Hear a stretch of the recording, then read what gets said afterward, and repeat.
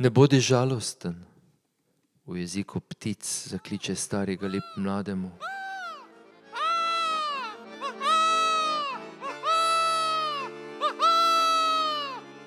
Dovolj dolgo si bil na poti in se učil.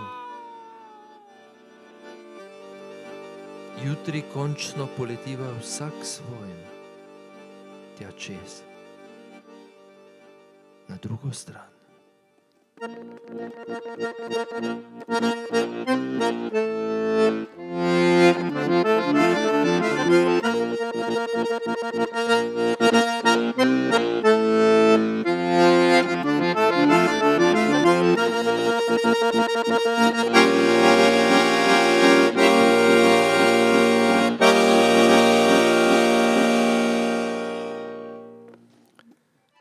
Stari galeb vidi pod sabo nekaj, česar kamen ne vidi, česar kamen ne more videti. Vidi fanta iz svetlobe, ki z veliko hitrostjo plava pod njima in jo spremlja. Stari galeb pomisli, kdo vse je nekoč bil. V trenutku privrejo skozi steklene galebje oči spomini in čustva. To so spomini in čustva nekoga, ki je za zmeraj ostal za njim na otoku.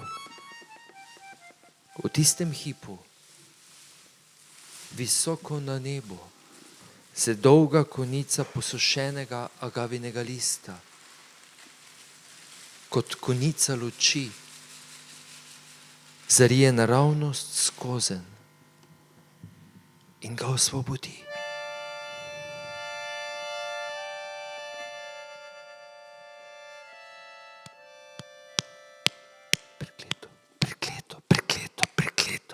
Fanta ni več.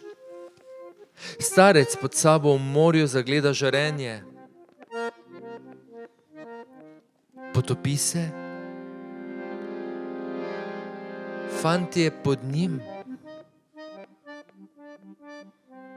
A ni kamen ta, ki pod njim plava?